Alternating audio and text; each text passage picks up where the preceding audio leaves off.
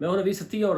آج بھی بہت ہی خطرناک قسم کی خبریں بھی جو ہے نا وہ آ رہی ہیں۔ ایک تو یہ ہے کہ گجرانوالہ میں بڑے بھائی نے چھوٹے بھائی کو بجلی کا بل زیادہ آنے پر جو ہے وہ آ، آپ نے دیکھا کہ وہ قتل کر دیا، یعنی اس کی شہرک کاٹ دی۔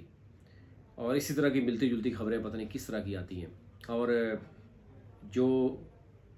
اقتدار کی آپ کے ایوان ہیں وہاں سے جو خبریں آتی ہیں، پھر انتہائی افسوس ہوتا ہے کہ یہ عوام،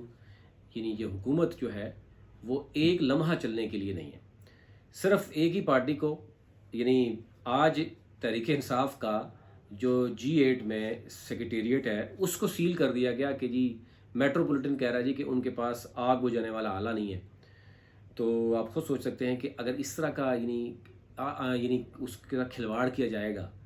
میرے خیال سے آپ سپریم کورٹ سے لے کر CDA کے تمام اپنے افسران جو ہے نا وہ جہاں پہ رہتے ہیں نا وہاں تجاوزات دیکھیں کہ آگے آگے دو دو گھر بنا کے انہوں نے رینٹ پہ دیے ہوئے ہیں۔ اور پھر بڑے بڑے یعنی پلازے ہیں وہاں پر، یعنی فائر ایکسٹنگوشر نہیں ہے جی، اس وجہ سے ہم کریں۔ اور وہ PTI کہہ رہی فائر ایکسٹنگوشر لگے ہوئے ہیں جی، ہم تو ہمارا تو وہ پلازا کوئی کمرشل پلازا نہیں ہے، ہمارے اپنے لوگ ہیں۔ یعنی ٹھیک ہے، آپ نے سیل کرنا ہے، آپ نے، یعنی آپ اندازہ کریں کہ ہمارے ادارے کس قدر مفلوج ہیں اور کس طرح اشاروں پہ ناچ رہے ہیں۔ اور ملک میں یعنی اس وقت عوام بیچاری پیس رہی ہے، بجلی کے ریٹس اتنے بڑھ گئے ہیں، بے روزگاری عروج پہ ہے، اس طرف توجہ نہیں ہے۔ اور پھر شہباز شریف صاحب کو، یعنی دوسری خبر جب آپ کو بتا دوں، شہباز شریف صاحب کو گدے کا گوشت یعنی بیچنا ہے اور اس کو بھیجنا ہے چین میں، اس پہ بریفنگ دی گئی ہے۔ یہ سب سے بڑا آپ سمجھیں کہ ابھی آج کی سب سے بڑی خبر یہی ہے کہ پاکستان کو ریونیو کہاں سے ملے گا اب گدے کا گوشت جو ہے نا وہ بیچ کے، تو وہ گوادر میں جو پلانٹ لگا رہے ہیں، تو شہباز شریف صاحب کو بریفنگ دی گئی ہے اس پہ۔ پھر تیسری خبر جو آپ نے دیکھی ہے کہ پیپلز پارٹی نے بھی غیر جمہوری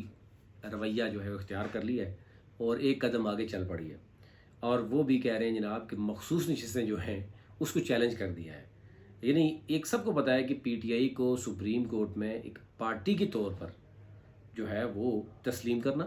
اور جو ووٹ بینک ہے، مخصوص نشستیں ہوتی ہیں، ووٹ بینک جو پہلے آپ نے لیا اس کے اوپر مخصوص نشستیں ملتی ہیں۔ تو یعنی یہ پارٹیاں یہ گدھ کا رول اختیار کر رہی ہیں کہ جیسے گدھ جو ہے وہ مرے ہوئے جانور کا گوشت کھاتی ہے، تو یہ اپنا ووٹ کے بجائے اب دوسرے کا ووٹ کا حق مارنا۔ آپ اندازہ کریں کہ پیپلز پارٹی بھی اس طرف چل پڑی، اور اس کی آنے والے دنوں میں پیپلز پارٹی کو اس کا رزلٹ بھی ملے گا۔ پہلے ہی اس کو KPK سے، پنجاب سے مل چکا ہے کہ جو چاروں صوبوں کی زنجیر ہوتی تھی آج وہاں پہ کہاں پہ پہنچ چکی ہے۔ بھٹو سے نظریے سے لے کے، بینظیر بھٹو کے شہید سے لے کر آج آپ دیکھ لیں کہ زرداری صاحب کا نظریہ کہاں پہنچ چکا ہے۔ تو یہ تو افسوس کی بات ہے کہ یہ پیپلز پارٹی کی جمہوریت جو ہے نا وہ بھی بڑھ گئی ہے۔ آ جاتے ہیں 9 مئی کی تفتیش جناب شروع ہو گئی ہے عمران خان کی، اور لاہور سے ٹیم آئی ہے جس میں DSP اس کو لیڈ کر رہا ہے، اور وہ جناب کہہ رہے ہیں کہ پولی گرافک کا ٹیسٹ بھی کرنا ہے، جس میں پولی گرافک جو ٹیسٹ ہوتا ہے بیسیکلی وہ ہوتا ہے کہ کوئی بندہ جھوٹ تو نہیں بول رہا۔ تو آپ اندازہ کریں، یہ تو شروع کریں سب سے ٹاپ پہ، یعنی جتنے ٹاپ پہ ہمارے بیٹھے ہوئے ان سب سے پہلے ان کا پولی گرافک ٹیسٹ بھی ہونا چاہیے،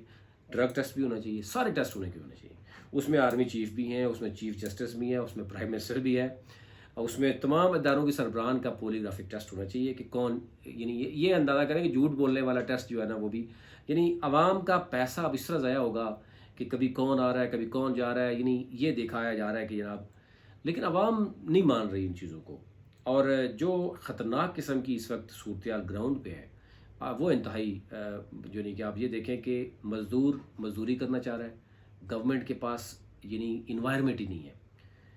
بنوں کے KPK کے حالات وہ بھی سب کے سامنے ہیں۔ اس وقت بلوچستان سے آواز الگ سے اٹھ رہی ہے۔